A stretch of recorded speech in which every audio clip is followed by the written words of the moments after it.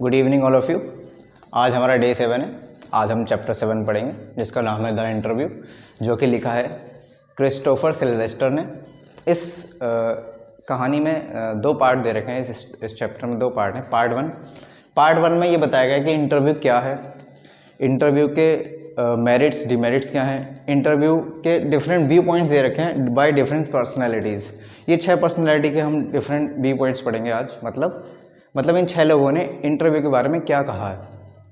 किसी को इंटरव्यू अच्छा लगता है, किसी को बुरा लगता है, किसी के विचार जो हैं अच्छे हैं इंटरव्यू के प्रति, किसी के विचार जो हैं ख़राब है इंटरव्यू के प्रति। ये हम पढ़ेंगे पार्ट 1 में, ठीक है। पार्ट 2 में हम एक इंटरव्यू पढ़ेंगे जो कि मुकुंद और उम्बर्टो इको के बीच में है। ये हम पार्ट 2 में पढ़ेंगे। तो क्रिस्टोफर सिल्वेस्टर ने एक किताब लिखी थी जिसका नाम था the penguin book of interviews. उस बुक से हमें ये चैप्टर लिया गया है, ये पार्ट 1 लिया गया है। तो इसमें सबसे पहले शुरुआत होती है, ये बताया गया है कि इंटरव्यू जो है ऑफिशियली 130 साल, इंटरव्यू ऑफिशियली 130 साल हो गए हैं ऑफिशियली इंटरव्यू की शुरुआत हुई। देखो इंटरव्यू क्या है, हिंदी में इसको साक्षात्कार बोलते हैं। कोई किसी से सवाल पूछ रहा है, जवाब कोई किसी को जवाब दे रहा है, सवाल जवाब जो है यही एक तरह से इंटरव्यू है, ठीक है।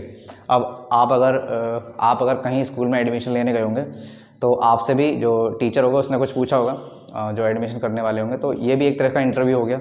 या आप जॉब के लिए अगर अप्लाई करते हैं तो उसमें जो आप इंटरव्यू देने जाते हैं तो वो भी एक इंटरव्यू ही होता है। और जो सेलिब्रिटीज़ के इंटरव्यूज़ होते हैं, और आपका जॉब इंटरव्यू होता है। आप अगर एडमिशन लेने जा रहे हैं, और तो और जब हम शादी के लिए लड़का या लड़की देखने जाते हैं तो जो फॉर्मल पहली मीटिंग जो होती है लड़का और लड़की, वो भी एक तरह का इंटरव्यू कह सकते हैं आप, ठीक है। तो ये इंटरव्यू हो गया। जर्नलिज्म में आए हुए इसको ऑफिशियली जिसे बोलेंगे हम कि ऑफिशियल तरीके से वो उसको 130 साल हो सके। वैसे तो इसकी इंटरव्यू की हिस्ट्री हमको एग्जैक्ट डेट पता ही नहीं है, लेकिन जर्नलिज्म इसको आए हुए 130 साल हो गए हैं, ठीक है। अच्छा, इसमें जो है हमें कई सारी इन सब का ओपिनियन पढ़ेंगे, इनके राय पढ़ेंगे इंटरव्यू के बारे में कि कोई कहता है कि जैसे मैंने बताया आपको अच्छा है या बुरा है, ठीक है। तो इसमें ये इसके फंक्शंस के बारे में पढ़ेंगे हम, इंटरव्यू के फंक्शंस के बारे में कि क्या काम है, इंटरव्यू का काम क्या है। प्लस मेथड देखेंगे, मेथड्स कि इंटरव्यू एक तो फंक्शन क्या काम है इसका, और मेथड मतलब कैसे लिया जाता है इंटरव्यू, कैसे कैसे ले सकते हैं हम। उसके बाद एक और चीज़ देखेंगे हम यहाँ पे, मेरिट्स कि फ़ायदे क्या हैं, फ़ायदे हैं भी या नहीं, मेरिट्स और डीमेरिट्स क्या हैं। तो अगर मैं फंक्शंस की बात करूँ तो क्या इंटरव्यू का कोई फंक्शन है, कोई काम है। देखो अगर कोई चीज़ एग्जिस्ट करती है तो उसका कुछ ना कुछ काम है इस दुनिया में। अगर कोई चीज़ एग्जिस्ट करती है तो उसका कुछ ना कुछ काम तो होता ही है। क्या फंक्शन होते हैं इसके, देखो इंटरव्यू से हमें क्या पता चलता है, अगर कोई जो भी इंफॉर्मेशन हम तक पहुंचती है, किसी बीच में जो कोई सवाल जवाब होता है, कोई बातचीत होती है, उसके बाद ही हमारे पास इंफॉर्मेशन पहुंचती है, ठीक है। इससे पहले हमारे पास कोई इन्फो आ ही नहीं सकती। तो इंटरव्यू के फंक्शंस होते हैं, मेथड्स होते हैं और मेरिट्स होते हैं। मेथड की आप इंटरव्यू कैसे ले सकते हैं, जैसे ऑनलाइन इंटरव्यू होता है या फेस टू फेस इंटरव्यू होता है, या एक जो इंटरव्यू होता है जो आपको क्वेश्चन पहले से पता रहते हैं, एक वैसा इंटरव्यू होता है। और एक सरप्राइज इंटरव्यू होता है जो ऐसे बिना क्वेश्चन के आपको क्वेश्चन नहीं पता रहेंगे, मतलब स्क्रिप्टेड और अनस्क्रिप्टेड बोल सकते हैं आप। जिसमें आपको क्वेश्चन पता रहेंगे वो स्क्रिप्टेड, जिसमें आपको क्वेश्चन सरप्राइज क्वेश्चन जो आते हैं, सरप्राइज एलिमेंट जिसमें रहते हैं वो। तो एक तरह से अलग अलग मेथड हो सकते हैं इंटरव्यू के। फंक्शंस जो है जैसा कि मैंने बताया, इंटरव्यू का मेन फंक्शन यही है कि हमें इन्फॉर्मेशन पता चलती है। मान लो 2 लोगों के बीच में इंटरव्यू हो रहा है और ये कोई सेलिब्रिटी है और इसके बारे में बहुत कम लोग जानते हैं, लेकिन इसका पहला इंटरव्यू हुआ तो इससे ऐसे ऐसे सवाल पूछे गए कि इससे बहुत सारी इन्फॉर्मेशन निकाल ली गई। तो ठीक है, तो फंक्शन है इंटरव्यू का कि हमें इन्फॉर्मेशन पता चलती है। मेरिट्स क्या, फ़ायदे ही हैं कि कुछ सीक्रेट्स पता चल जाते हैं। जैसे मान लो कोई सीक्रेट है जो एक सेलिब्रिटी किसी को बताना नहीं चाहता है, लेकिन उससे घुमा फिरा के सवाल जवाब करके हम उससे सीक्रेट इन्फॉर्मेशन भी निकाल सकते हैं। ये एक मेरिट है। अब इसके नुकसान क्या होते हैं, नुकसान ये होते हैं कि जो भी ये लोग हैं, जो सेलिब्रिटीज़ हैं, एक तो वो बहुत परेशान हो जाते हैं कि उनके पीछे हर समय कैमरा वाले, अगर वो बाहर निकल रहे हैं अपना पर्सनल लाइफ एंजॉय करने के लिए भी निकल रहे हैं, तो कैमरा वाले या अगर भीड़ भी दिख गई या उनके फैंस भी आ गए, तब वो भी या तो सेल्फी के लिए या फ़ोटो के लिए कुछ सवाल भी पूछने लगते हैं। तो एक ये चीज़ ख़राब है इंटरव्यू के लिए। हम इसको डिटेल में पढ़ेंगे। तो सबसे पहले हमारे जो पहले सेलिब्रिटी हैं जिनका नाम है वी एस नेपॉल, इनका क्या राय है इंटरव्यू के बारे में, इनके क्या विचार है। वैसे इन सब के विचार वेरी कर सकते हैं, सबकी अलग अलग राय हो सकती है, ठीक है। सबसे पहली राय हम देखेंगे, ये आपको याद रखना है, ठीक है। इसमें से सवाल बनते हैं, डायरेक्टली नाम पूछ लेगा कि बताओ H.G. वेल्स या लुइस कैरोल और रुडयार्ड किपलिंग के ऊपर तो सवाल आ भी चुका है, क्वेश्चन आ भी चुका है। ये पूछा कि इनके क्या विचार हैं, इनके क्या विचार हैं, इनके क्या, ऐसे करके नाम दे के पूछेगा। जब आपको यही नहीं पता होगा कि ये लोग हैं कौन और इन्होंने क्या क्या कहा है, तो आप क्वेश्चन में लिख ही नहीं पाओगे, आंसर में कुछ लिख ही नहीं पाओगे, क्वेश्चन ही समझ में नहीं आएगा आपको। तो इसलिए ये सारे नाम आपको याद रखने और इन्होंने इंटरव्यू के बारे में क्या क्या बोला है ये आपको याद रखना। मैं सबसे पहले हम शुरू करते हैं यहाँ से, V.S. नैपोर, इन्होंने क्या बोला है। तो ये कहते हैं इंटरव्यू के बारे में कि इनको लगता है कि people are wounded by interview, कि इनको लगता है कि लोग जो है जख्मी हो जाते हैं। अगर कोई किसी का इंटरव्यू ले रहा है तो इनको लगता है कि जो इंटरव्यूअर होता है, जो सवाल पूछने वाला होता है, वो इंटरव्यू को जख्मी कर देता है अपने सवालों से। मतलब ऐसे ऐसे सवाल पूछ लेते हैं वो। अगर इंटरव्यू ऐसा है जिसमें आपको क्वेश्चन पहले से नहीं बताए गए हैं, तो आपसे ऐसे सवाल पूछे जा सकते हैं जिनको आपको मना करना पड़ेगा, भाई ये मैं नहीं बता सकता, ठीक है। तो इसको लगता है कि इनका विचार है कि इंटरव्यू जो है लोगों को जख्मी कर देता है, जिसका इंटरव्यू हो रहा था उसको मेनली।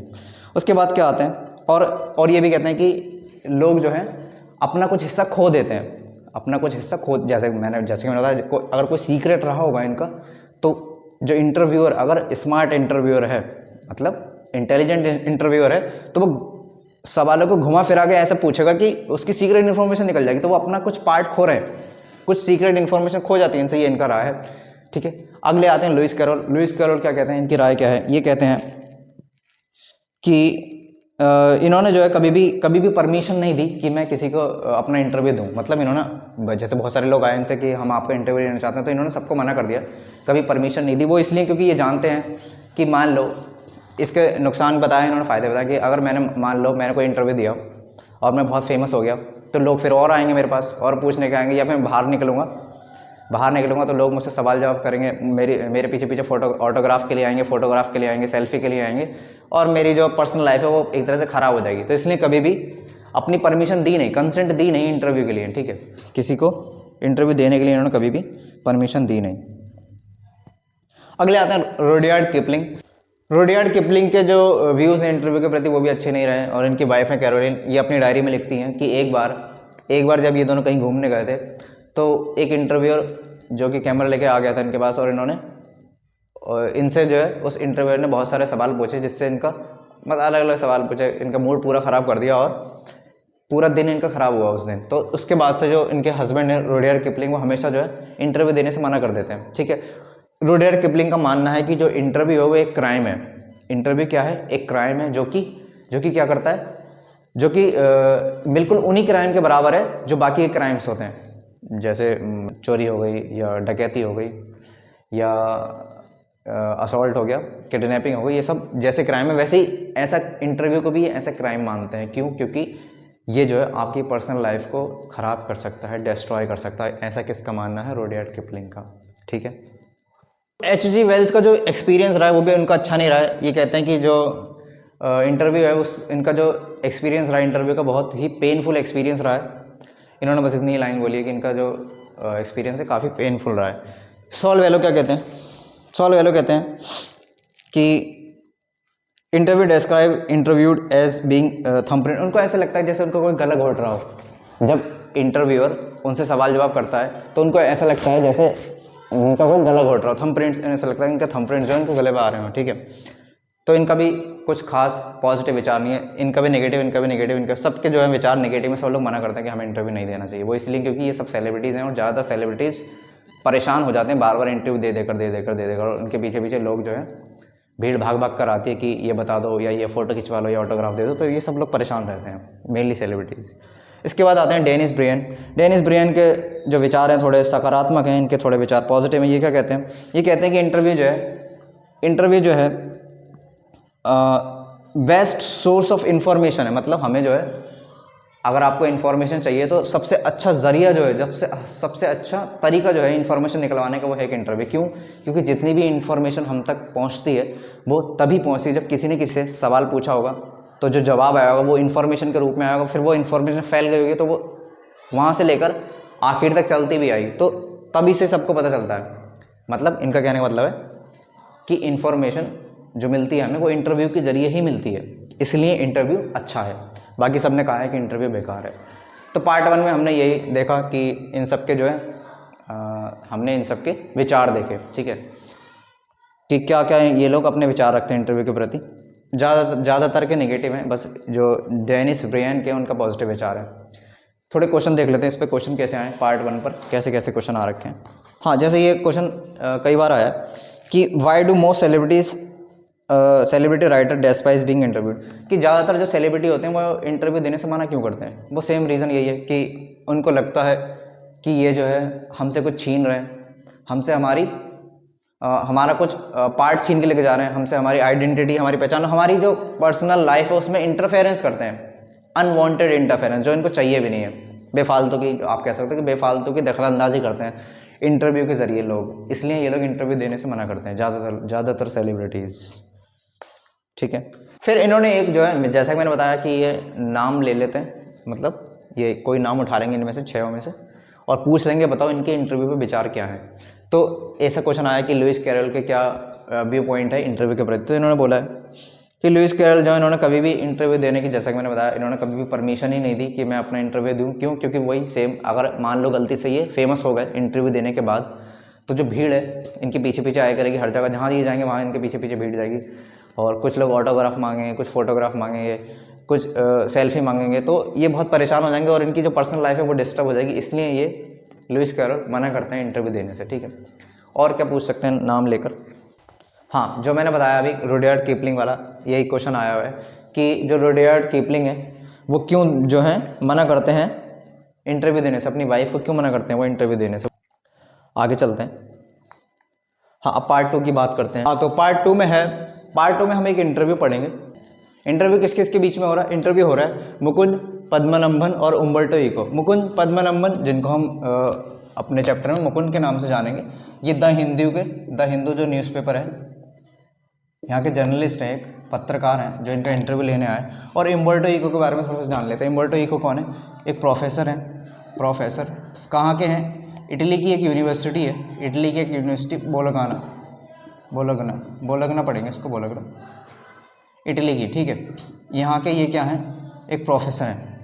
अच्छा, ये काफ़ी फेमस प्रोफेसर हैं, ये काफ़ी जाने माने हैं और इनका काफ़ी नाम भी है।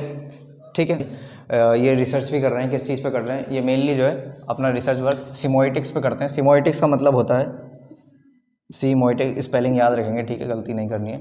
सिमोइटिक्स जो है एक स्टडी ऑफ, किस चीज़ की सिमोइटिक में हम स्टडी करते हैं? Study of science.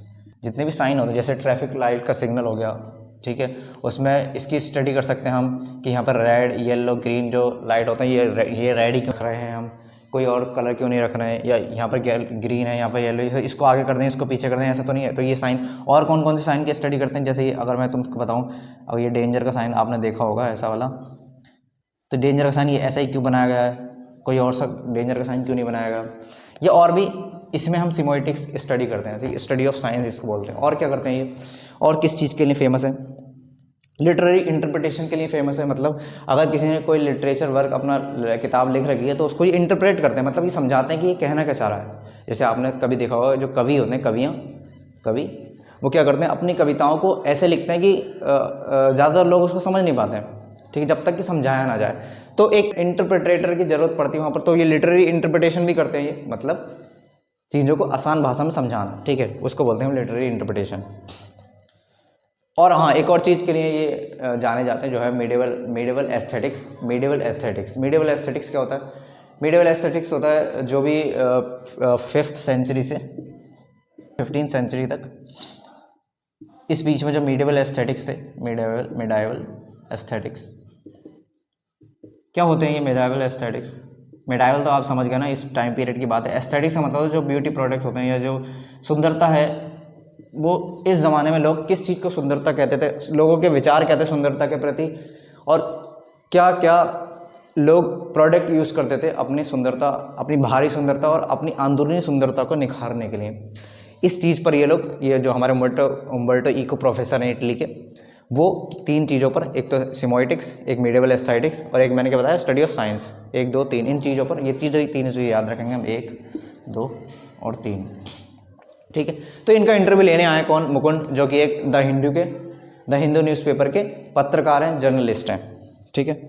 अच्छा, इनकी एक नॉवल है, इन्होंने एक नॉवल, जैसे मैंने बताया, ये कि अच्छे खासे राइटर भी हैं ये, और काफ़ी चीज़ें लिखते हैं। किस किस चीज़ पर लिखते हैं ये? एक तो स्कूली किताबें लिखते हैं, जो एकेडमिक टेक्स्ट बुक होती हैं वो लिखते हैं। फिक्शनल और नॉन फिक्शनल स्टोरीज लिखते हैं। फिक्शनल, अगर मैं आपको फिक्शनल और नॉन फिक्शनल के बीच में डिफरेंस बताऊं तो फिक्शनल होती है काल्पनिक, जो हम सोच कर बनाते हैं। जैसे मैं कहूँ कि जैसे सुपरमैन वाली मूवी है, तो सुपरमैन रियल में नहीं होता है, वो हमने कल्पना करके बनाई गई है, तो ये एक फिक्शनल कैरेक्टर है और फिक्शनल मूवी कहा जाएगा। तो ये फिक्शनल नॉवेल्स, फिक्शनल बुक्स और नॉन फिक्शनल भी लिखते हैं। नॉन फिक्शनल क्या, जो काल्पनिक नहीं है, जो सच्ची घटना पर आधारित है। जैसे मैं अगर आपको एग्जाम्पल बताऊँ तो जो हमारी मूवी बनी थी बॉर्डर, तो बॉर्डर में क्या दिखाया गया है, हमारी जो 1965 का वॉर दिखाई गई है पाकिस्तान में, तो वो क्या रियल घटना पे बनी हुई है, तो उसको हम नॉन फिक्शनल बोलेंगे, फिक्शनल नहीं बोलेंगे, काल्पनिक नहीं है, वो रियल में हुई है। वो ये कारगिल वॉर हुई हमारी, तो वो भी क्या है, वो भी रियल में है, तो ये फिक्शनल नहीं होंगी, नॉन फिक्शनल होंगी। फिक्शनल नॉन फिक्शनल समझ गए। और क्या क्या लिखते हैं ये? एकेडमिक टेक्स्ट, ऐसे भी लिखते हैं और बच्चों की किताबें भी लिखते हैं, चिल्ड्रंस बुक भी लिखते हैं, ये काफ़ी सारी किताबें लिखते हैं। एक नॉवल थी इनकी जिसका नाम था इनकी नॉवल थी जिसका नाम था द नेम ऑफ द रोज़। इस नॉवल की वजह से ये बहुत फेमस हुए। इस नॉवल की वजह से ये बहुत फेमस हुए। अच्छा, मेनली क्या है ये देखा जाए तो एक तो नॉवलिस्ट जो नॉवल लिखते हैं, और दूसरा प्रोफेसर, एकेडमिक प्रोफेसर। लेकिन ज़्यादातर लोग इनको नॉवलिस्ट के नाम से जानते हैं। क्यों? क्योंकि जो इनकी name of the rose novel थी वो काफ़ी फेमस हुई, 10 मिलियन कॉपीज़ बिक गई थी इसकी। ठीक है, अब इंटरव्यू शुरू करते हैं। इंटरव्यू में मुकुंद पद्मनाभन इनसे सवाल पूछते हैं उम्बर्टो इको से, और ये जवाब देते हैं। हमारे दो मेन, जिसको हम यहाँ इनको मुकुंद से नाम से जानेंगे, यहाँ पर इको से, या उम्बर्टो इको पूरा नाम भी बोल सकते हैं। तो क्या सवाल पूछते हैं? मुकुंद पूछते हैं कि मुकुंद कहते हैं इनसे कि मुझसे ना डेविड लॉज ने एक बार पूछा था कि आप इतना सब कुछ कैसे कर लेते हैं, इतना सब कुछ, जैसे कि मैंने बताया सिमोइटिक स्टडी ऑफ साइंस पे क्या करते हैं, रिसर्च कर रहे हैं। मीडिएवल एस्थेटिक्स पर, मीडिएवल एस्थेटिक ब्यूटी प्रोडक्ट्स पर ये रिसर्च कर रहे हैं। और एक और चीज़ बताई थी मैंने बीच में, 3 चीज़ें बताई थी ना। हाँ, लिटरेरी इंटरप्रिटेशन, यहाँ लिखा नहीं है मैंने, लिटरेरी इंटरप्रिटेशन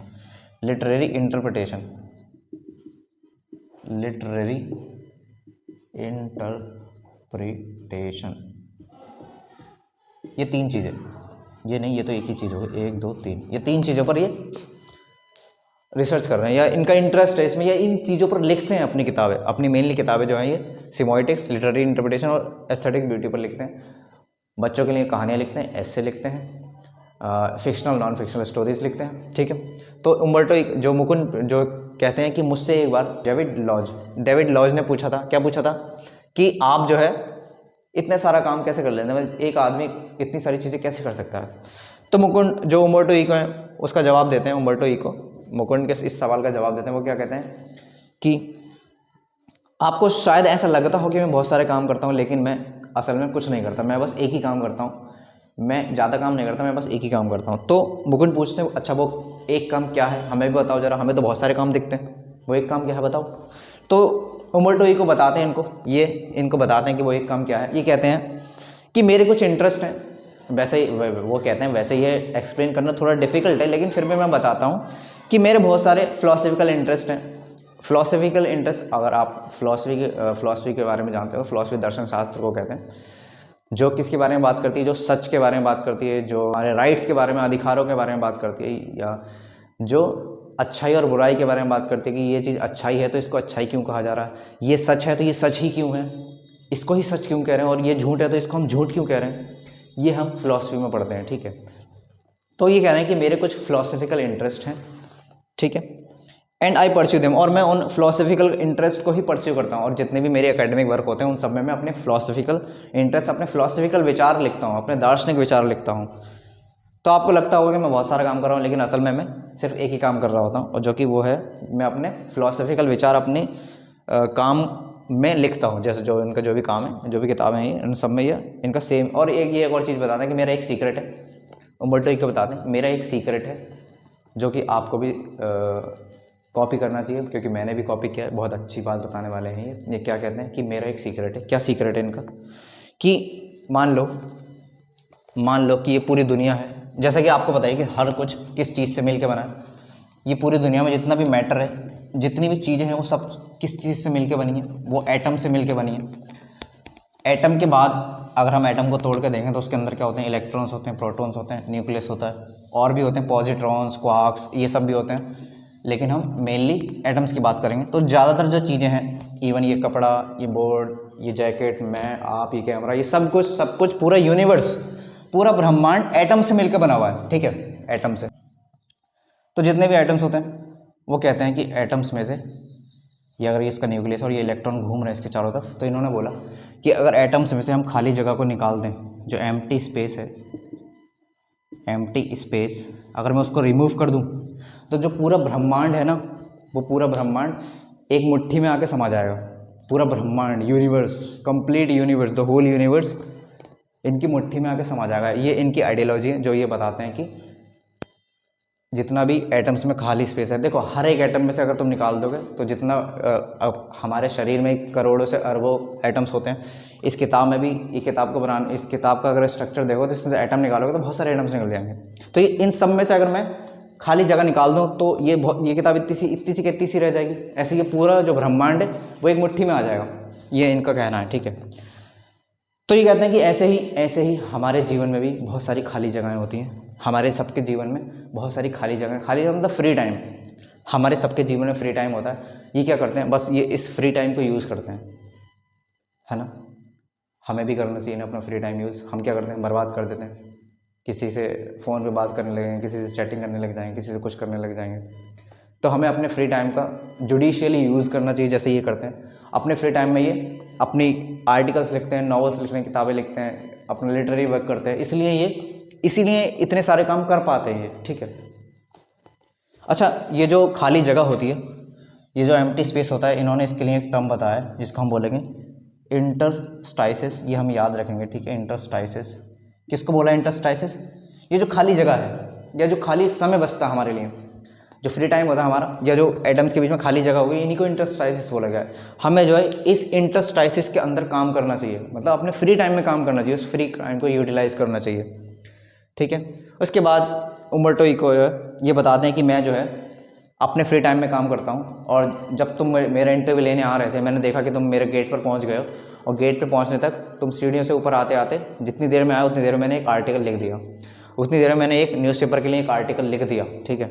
ये बताते हैं उम्बर्टो इको, हंसते हुए बताते हैं। फिर मुकुंद जो है, मुकुंद इनसे दूसरा सवाल पूछता है। वो पूछता है कि हाँ, हर कोई आपकी तरह ऐसा नहीं कर सकता, हर कोई आपकी तरह नहीं ऐसा नहीं कर सकता। आप जो है मेनली स्कूल में पढ़ाते हैं, प्रोफेसर हैं, यूनिवर्सिटी में पढ़ाते हैं, एक प्रोफेसर हैं आप, और आपका जो आपकी जो मतलब आप जो मेनली किताबें जो हैं आपकी स्कूली किताबें, यूनिवर्सिटी की जो किताब होती है, मेनली स्कूल की जो किताबें होती हैं वैसी किताबें हैं जिसमें थ्योरी होती है वगैरह वगैरह वगैरह। तो आप जो है, आप, इनका सवाल है कि आप इससे हटकर नॉवेल्स पे कैसे पहुंच गए, ठीक है।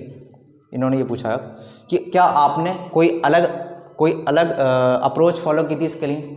तो उम्बर्टो इको कहते हैं कि जब मैं पीएचडी कर रहा था, उम्बर्टो इको बताते हैं कि जब मैं पीएचडी कर रहा था तो इनके जो प्रोफेसर थे, जब ये अपनी पीएचडी की जो डॉक्टरल रिसर्च वर्क होता है वो हमें सबमिट करना पड़ता है, जो भी पीएचडी करते हैं।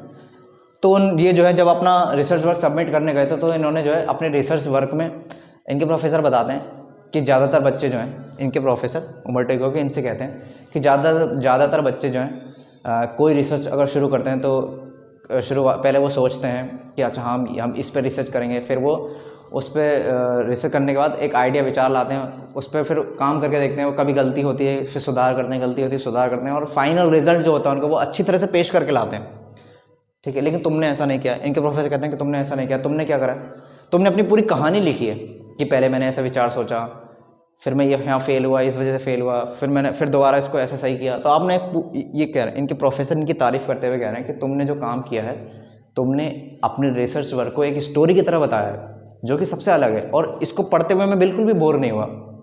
तुम्हारे रिसर्च वर्क को पढ़ते हुए मैं बिल्कुल भी बोर नहीं हुआ। लेकिन जो बाकी स्टूडेंट्स थे उन्होंने जो है ऐसी किताबी गान लिखा है जिसको पढ़ते पढ़ते मुझे नींद भी आ रही थी।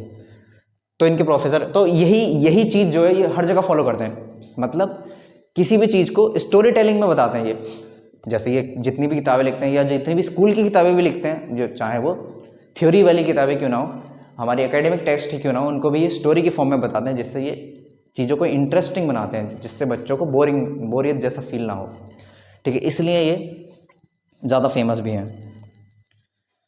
इसके बाद ये कहते हैं कि 22 साल की उम्र में हाँ, ये जो जब ये पीएचडी कर रहे थे अब इनकी जो उम्र थी वो 22 साल थी। अच्छा, इनका एक दोस्त भी था, इनका एक दोस्त था जिसका नाम था रोलैंड बर्थीस, ठीक है, जो कि हमेशा फ्रस्ट्रेटेड रहता था। एक एसेस्ट था, वो ऐसे लिखता था लेकिन नॉवल नहीं लिख पाता था। इनका एक फ्रेंड था जिसका नाम था रोलैंड बर्थीस, जो कि एक ऐसे लिखता था, एसेस्ट था, और ये नॉवलिस्ट बनना चाहता था लेकिन नॉवलिस्ट बन नहीं पाया। वो हमेशा फ्रस्ट्रेटेड रहता था। क्यों? क्योंकि वो जो लिखना चाहता था, वो नॉवल लिखने के लिए क्या चाहिए आपको? एक विचार चाहिए ना, कहानी चाहिए एक। अब तभी तो सोच सोच के लिखोगे। लेकिन मान लो आपने सोचा, फिर आगे कहानी बन नहीं रही, तो आप क्या करोगे? पन्ना फाड़ के फेंक दोगे, तो फ्रस्ट्रेशन होगी उससे। तो इनका जो दोस्त होता था वह ऐसी फ्रस्ट्रेशन में रहता था और वो कभी भी नॉवल लिख नहीं पाया अपनी, और उसकी जो है नॉवल लिखने से पहले उसकी डेथ हो जाती है। तो कभी भी उम्बर्टो इको बताते हैं कि मुझे ऐसा कभी फील नहीं हुआ, उम्बर्टो इको को कभी भी ऐसा फील नहीं हुआ, मतलब फ्रस्ट्रेशन फील नहीं हुई लिखने पर। मान लो कोई विचार नहीं आ रहा है तो वो थोड़ा इंतज़ार कर लेंगे, लेकिन ऐसा नहीं कि पन्ना फाड़ के फेंक देंगे, ठीक है। फिर मुकुंद उनसे दूसरा सवाल पूछते हैं कि आपकी जो नॉवल है, इनकी जो novel the name of the rose, जो कि काफ़ी फेमस हुई है, ठीक है, तो ये कहते हैं कि आपने जो है 5 नॉवल लिखी हैं, और जो नॉन फिक्शन, वो भी किस पे लिखी हैं? नॉन फिक्शन है। और जो इनका जो यूनिवर्सिटी जो बुक्स होती हैं, जो यूनिवर्सिटी की किताबें होती हैं, जो जो अपने रिसर्च वर्क पब्लिश करते हैं, या जो रिसर्च में ये लिखते हैं, जैसे हमारा 3 चीज़ों पर रिसर्च कर रहे हैं, उस पर जो रिसर्च वर्क करते हैं ये अपना, तो वो जो लिखते हैं वो इन्होंने लगभग 40 किताबें लिख चुके हैं उस पर। मतलब देख रहे हो, नॉवल लिखी है 5, बाकी जो रिसर्च वर्क है उस पर किताबें लिखी हैं 40। तो एक तरह से तो ये चीज़ फेमस होनी चाहिए थी, लेकिन ये फेमस किसकी वजह से हुए हैं? नॉवेल्स की वजह से फेमस हुए हैं, mainly the name of the rose novel की वजह से, ठीक है।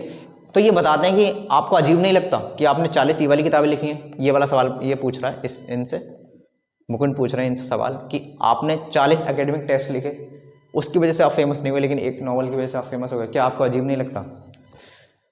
तो ये जवाब देते हैं, क्या जवाब देते हैं कि हाँ, थोड़ा सा मुझे अजीब लगता है इसके लिए। क्यों? क्योंकि मैं जो है अपने आप को क्या मानता हूँ? मैं अपने आप को यूनिवर्सिटी प्रोफेसर मानता हूँ। मैं तो मानता नहीं हूँ कि मैं ये नहीं मानता कि मैं एक क्या हूँ, मैं एक कवि हूँ या एक नॉवलिस्ट हूँ, मैं ये नहीं मानता। मैं अपने आप को यूनिवर्सिटी प्रोफेसर मानता हूँ। तो मुझे थोड़ा अजीब लगता है कि लोग मुझे नॉवलिस्ट के रूप में देखते हैं, जबकि मैं एक प्रोफेसर हूँ जिसने 40 एकेडमिक टेस्ट लिख रखे हैं और नॉवल केवल 5 लिखी हैं, ठीक है। और मैं जो है कभी भी मैं ज़्यादातर जो यूनिवर्सिटी की मीटिंग्स और कॉन्फ्रेंसेस होती हैं वो अटेंड करता हूँ, ना कि जो पोइट्स होते हैं, जो मेनली जो उनका पेन और राइटिंग क्लब जो होता है, मैं वहाँ कभी नहीं जाता। मतलब ये कवियों के साथ कम बैठते हैं और प्रोफेसर्स के साथ ज़्यादा बैठते हैं, उठना बैठना इनका प्रोफेसर्स के साथ है। और ये कहते हैं कि मैंने जो है ये उम्मीद नहीं की थी कि मेरी जो किताब है वो 1 मिलियन तक भी पहुँच पाएगी, लेकिन ये इसकी 10 मिलियन कॉपीज़ बिक चुकी हैं। इनकी कितनी कॉपी बिक चुकी हैं? 10 मिलियन कॉपीज़। अच्छा, अब मुकुंद अगला सवाल इनसे पूछते हैं कि आपकी जो नॉवल है वो बहुत सीरियस नॉवल है। मतलब इनकी जो नॉवल लिखी है इन्होंने, ऐसा नहीं कि हंसी मजाक वाली बात हो रही है इसमें, इस नॉवल में काफ़ी सीरियस नॉवल है। और ये पूछते हैं कि आपकी जो नॉवल है मेटाफिज़िक्स की बात करती है, थियोलॉजी की बात करती है, मीडिएवल हिस्ट्री की बात करती है, जो कि ज़्यादातर लोग ऐसी चीज़ों को पढ़ना पसंद नहीं करते। ज़्यादातर लोगों को क्या पसंद होता है? फिक्शनल कैरेक्टर्स या लव स्टोरी वगैरह टाइप पढ़ना पसंद रहता है। लेकिन आपकी किताब जो कि इतनी अलग अलग चीज़ों को बता रही है, फिर भी ये इतनी फेमस हो गई है, तो आपको अजीब नहीं लगता? उम्बर्टो इको कहते हैं नहीं, मुझे अजीब नहीं लगता, जो जर्नलिस्ट हैं उनको अजीब लगता है, और जो पब्लिशर्स हैं उनको अजीब लगता है। क्यों? क्योंकि उनको ऐसा लगता है कि जनता को जो है कचरा ही पसंद आता है, जनता को कचरा पसंद आता है, और जनता कठिन जो टॉपिक्स पर बुक्स लिखी जाती हैं उनको पढ़ नहीं सकते, जनता उसको पढ़ नहीं सकती।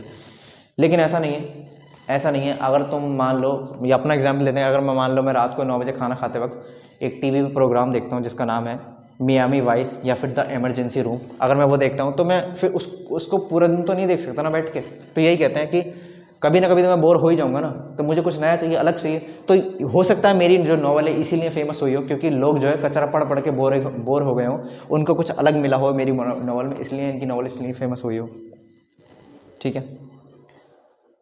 फिर मुकुंद पूछते हैं कि आपकी जो नॉवल फेमस हुई है इतनी ज़्यादा, क्या इसका ये रीज़न हो सकता है कि आपने इस नॉवल में मीडिएवल हिस्ट्री की भी बात करी है?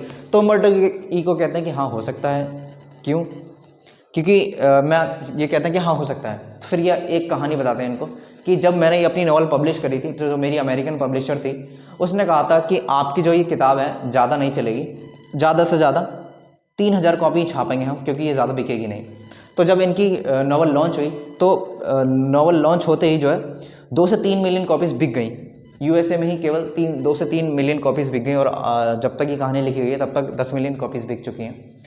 तो इनको यकीन नहीं था, ये खुद भी नहीं सोच रहे थे कि मेरी नावल जो है इतनी फेमस हो जाएगी, लेकिन इनकी जो नावल है वो 10 मिलियन कॉपीज़ बिक चुकी हैं, काफ़ी फेमस हो गई है। ये कहते हैं कि मुझे खुद नहीं पता कि मेरी नावल इतनी कैसे फेमस हो गई है, ये एक मिस्ट्री है।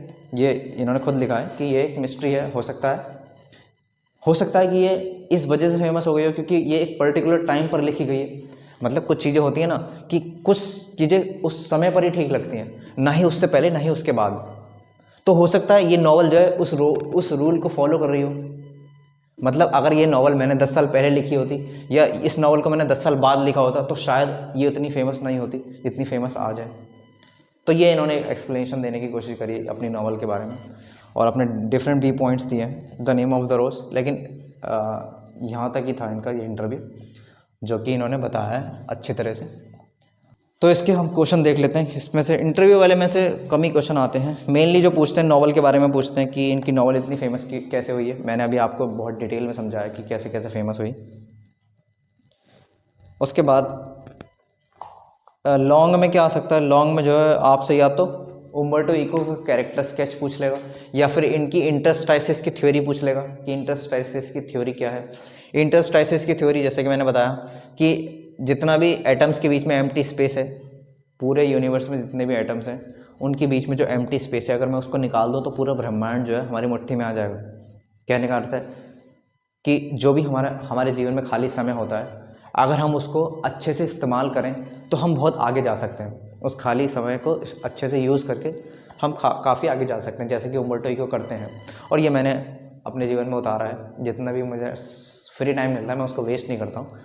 अपने जो भी इम्पोर्टेंट काम होते हैं या ऐसे काम जो उस 15-20 मिनट में हो सकते हैं, मैं वो काम बाद के लिए छोड़ देता हूँ। जैसे मान लो मैं अभी कुछ पढ़ रहा हूँ और मेरे पास 15 मिनट का कोई काम आ गया, तो मैं उस काम को कहता हूँ कि अभी नहीं करूँगा मैं, जब मेरे को 15 मिनट फ्री टाइम मिलेगा मैं वो काम उस 15 मिनट में कर लूँगा।